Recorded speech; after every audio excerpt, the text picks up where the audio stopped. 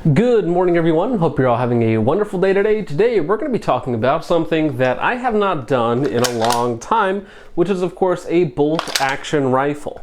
Now, this is the Mossberg Patriot hunting rifle. This is, of course, in the very cool caliber 7mm-08 or 7/08, whatever you want to call it. For this video, I'm probably going to be calling it 7/08, which is essentially a neck-down 308, but we are going to get into all the specifics of that later on in this video.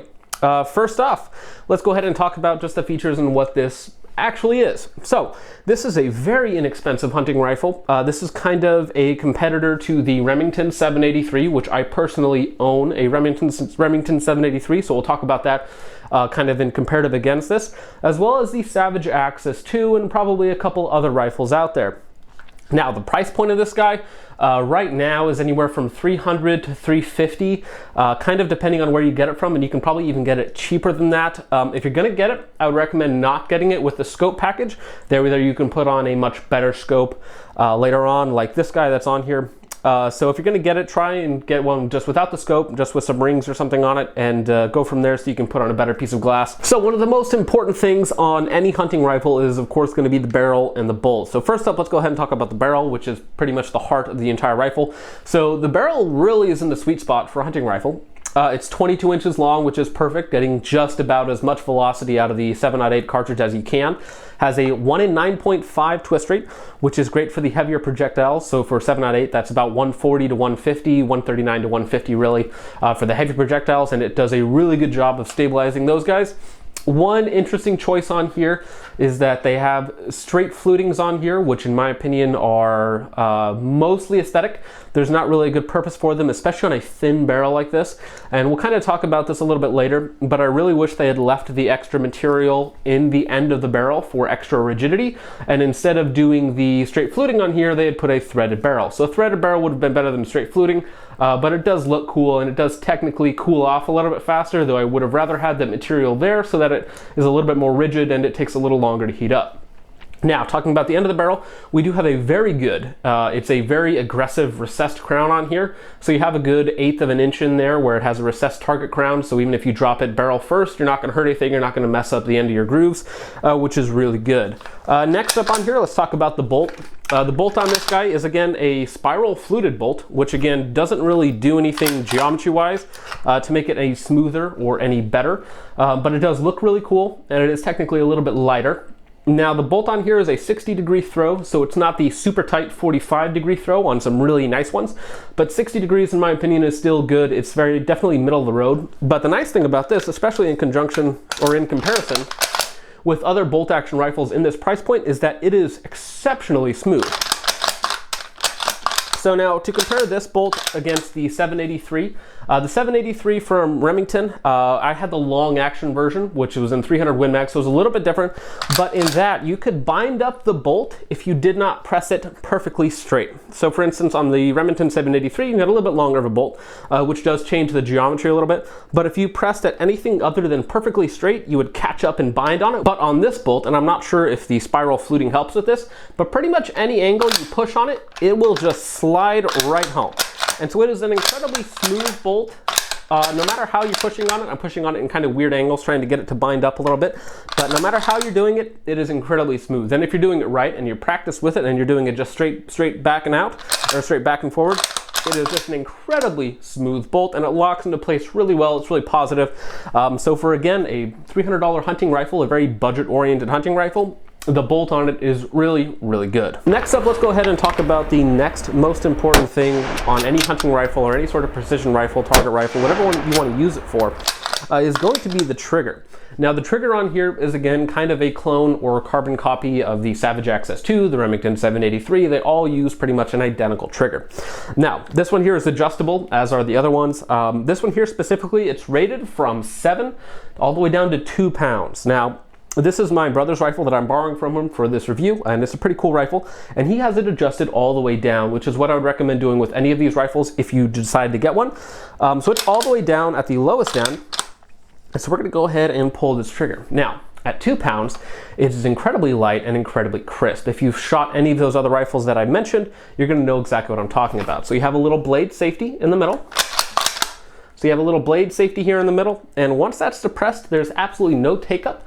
It's all just pretty much a straight wall, and then you push a little bit, and there's no grit, there's no take-up. It just breaks at 2 pounds.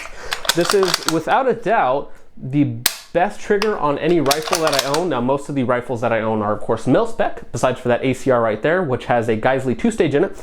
And this is much better and much crisper. This has a much lighter let-off and a much crisper let-off than the second stage on the ACR, which is a Geisley 2-stage, and on a $300 rifle.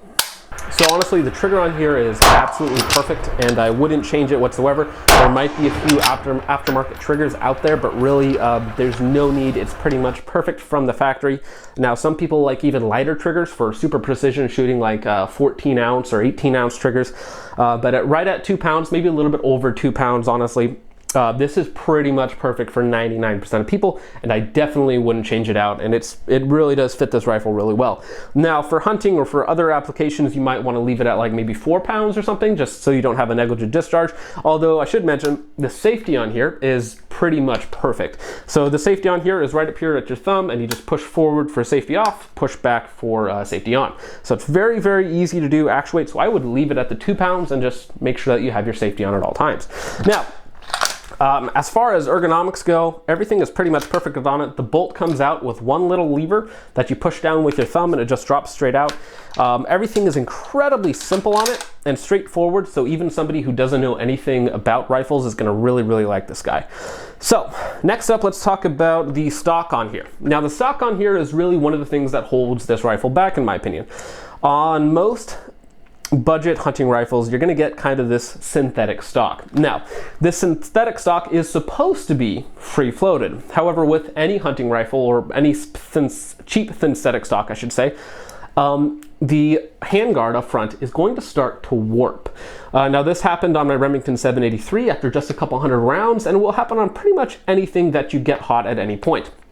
What happens is the end of here, which is really thin, there's not a lot of material here, and it's not reinforced with anything, begins to flex in and out as it cycles when it gets hot and when it gets cold. So with this guy here, I've gotten it hot definitely a few times, and so it's supposed to be free floated, but there are several points on here where it is actually touching. And depending what you're putting it up against, what you're touching with it, because again, it's not reinforced, it's a very thin synthetic material, it's going to flex and touch the barrel, which means that that is going to affect your accuracy, throw off your harmonics a little bit, so it's not as accurate as it could be. That being said, though, there are a plethora of good stocks from $100 to $200 that will turn this guy into more of a target rifle. Now, the barrel on here, like I said, it has these straight flutes at the end, which cuts out material at the end of your barrel where it's most important for your barrel to be the most rigid, because that last 6 to 10 inches really affects your accuracy the most, and that's where they did the straight fluting, which could mess with harmonics, and it, of course, it's less stiff now because there's less material holding it in place. So I don't like that decision on it. So it's not a true target rifle from the factory. Now, really, if you're going to turn it into a target rifle, you would need to switch the barrel out, switch the stock out, and then you might as well have just bought another rifle to begin with. But as it is for hunting purposes, it's pretty much perfect. Now, talking about accuracy with this rifle, we did a lot of accuracy testing with it, actually. So my brother, he does reloading with this guy, which 7.08, which we'll talk about later, is a very good cartridge for reloading, because it's, of course, sharing the same case as a 308. So we did like 6 different tests of 6 different hand loads with different pressure levels and different bullets. And then we also had just some factory loads that we were testing out as well. And with pretty much everything, we were getting about a little bit over 1.25 inches up to a little bit under 2 inches. So really what I would say is that this is a 1.5 inch gun. And that's good. That's good for a hunting rifle. If all of your shots are going to be within 300 yards, realistically for hunting, even though the cartridge is capable much further than that, for hunting purposes, 1.5 inches is just fine. Now, I would say, if we put on a heavier reinforced stock on here, something that wasn't touching the barrel, we might be able to get that down to 1.25 inches, maybe down to 1 inch, depending on the ammo, maybe with a very, very specific load that it really likes. But from all the testing that we've done with it, shooting probably at this point 8 different loads through it, factory and hand reloads, we're looking at about 1.25 inches, 1.5 inches. So that is plenty accurate for me for target shooting. And now, speaking of target shooting, The farthest I took this guy out to was 350 yards. It's about the longest location I have access to right now. And 350 yards was pretty much no problem. Once you get it dialed in, I'm just using a Hornady ballistics calculator and going off just some very simple data that I got online for the ammo that I was shooting. Very, very easy to do.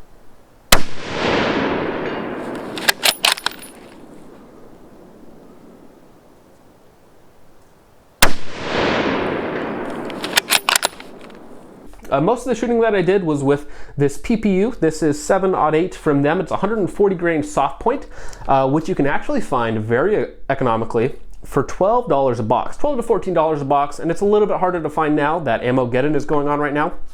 But I bought a bunch of it for $12 a box off of sgammo.com. They don't have any more left in stock right now, and this actually shoots really good at a little bit over 1.25 inches. So this is actually the ammo that I would recommend if you're not going to be you're not going to be hand loading. PPU 140 grain soft points shoots really, really well. Has a very good BC, and of course it's cheap and it's plentiful to shoot.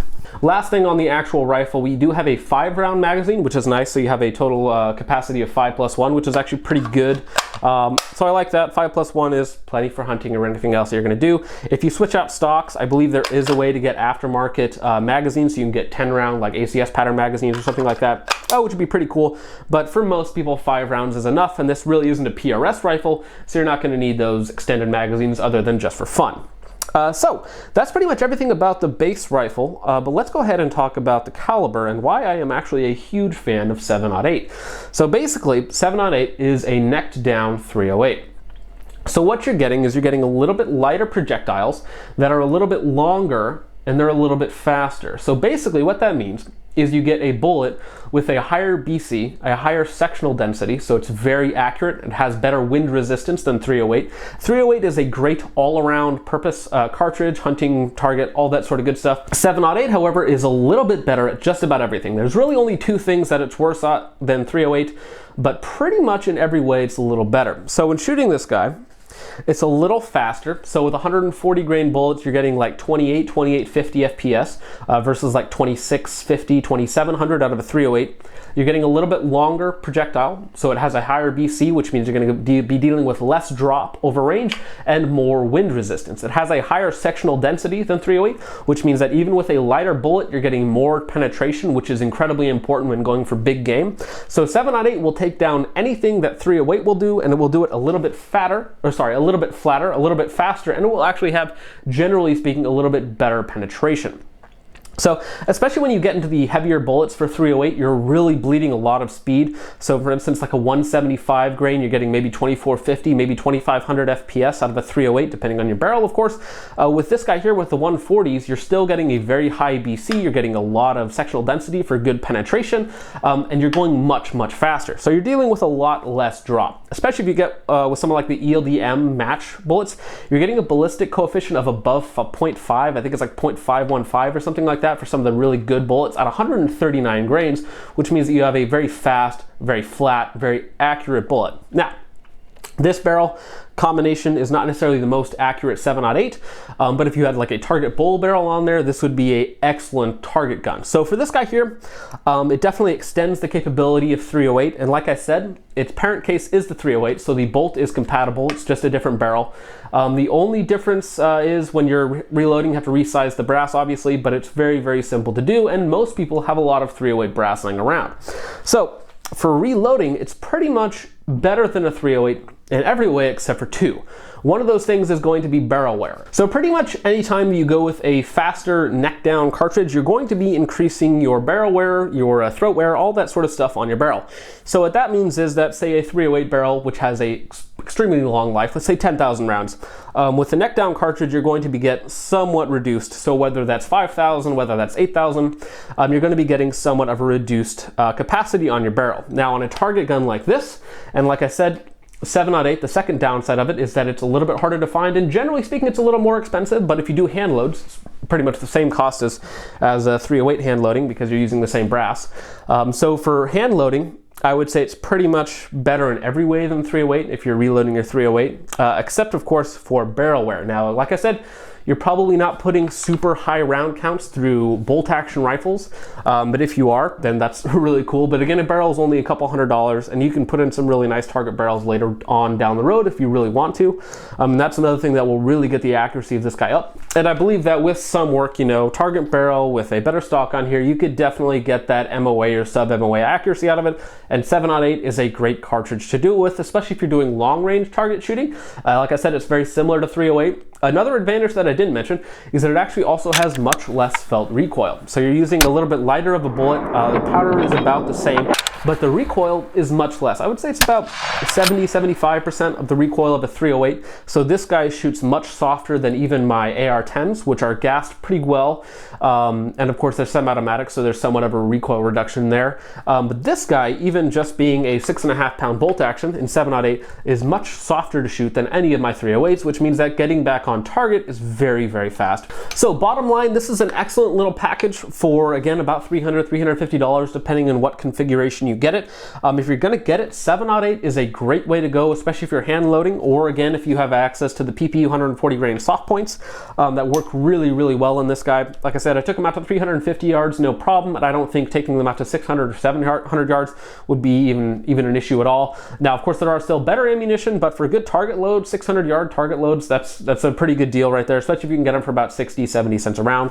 But before we go, let's go ahead and talk about the setup, because this is actually a dedicated hunting rifle. This is, again, my brother's hunting rifle, so this has been taken out on several different hunts. So I'm going to go ahead and talk about kind of the way he has it set up, which is, of course, fairly standard. So you have your sling swivel points, which are hooked up to a Allen sling, which is incredibly comfortable. It's a really thick, fat, padded sling on here. You have a few extra spots for extra ammo or whatever else you were going to put on there. On the back here, which is really nice, you have a Torbon kind of a cheek riser on here that also, again, holds more ammo, and on the inside it has a secure pouch in here for holding your tags or whatever else you need to have on you, which is super convenient to have it all in one place. It's just in your rifle, so you never forget it. Now, something else that's super nice on this guy, and one of the best choices that my brother made in this setup, is the optics. So this is a Nikon P308. I'm not sure if it's like anything special on it. It does have a very obnoxious reticle on it. So it uses a kind of bubble dot system that you can use their calculator to get the drop on different parts of the bubble. But it's not clearly marked, and I would hugely prefer an MOA reticle or a mil dot reticle, something like that, where it's a lot easier to range. But the really nice thing about this is the turrets. I think the turrets on this scope are about the best on any. So it's a 1/4 inch at 100 yards. They're incredibly tactile, very, very accurate, and the reset method on them is super simple. So for instance, if I wanted to dial to 350 yards, I think it's right at 5.5 MOA. So I just dial the 5.5, and then if I want to zero it out at that, all you need to do to zero out the turrets, both for the windage and elevation, is just lift up and twist, and now you're dialed out at 350 yards. Super easy to do, and of course, if you need to re-zero it, just dial back 5.5, and then set it to 0. Now, like I said, the turrets on here are extremely accurate. They've worked at every range that I've tried to take them out to. They reset extremely well. They're very loud. They're very tactile. And so honestly, the turrets on here, combined with really good glass quality, I don't like the reticle, like I mentioned, but pretty much everything else about this scope is really, really good. The rings that are on here, these are actually medium height Vortex 30mm rings, and they work really well for about 20-25 bucks a piece. So there you have it, guys. There is the Mossberg Patriot hunting rifle in 7/08, and I think, like I mentioned before several times, I think it's a great hunting rifle. It's a great beginning rifle because even though 7/08 is a little bit more rare than 308, it recoils a lot less. So if you're just getting into hunting, into a hunting rifle, it's a very extremely capable round, better than 308 in a lot of ways. It's lighter recoil. It's more fun to shoot. The only thing is the ammunition might be a little bit harder to find. So that's pretty much it for the video, guys. Like I said, it's a great budget rifle. If you're looking for something low end just to kind of get into the hunting or target rifle game, it's a very, very good option. Now, that being said, let me know what you guys think of this down below, and I will see you guys in the next one. Hey, you. Yeah, you. What are you still doing here? The video's over. Wait. Why are you still here? Like, share, and subscribe. Or don't. The choice is yours. But if you do subscribe, thanks. And I like pizza. Peace off.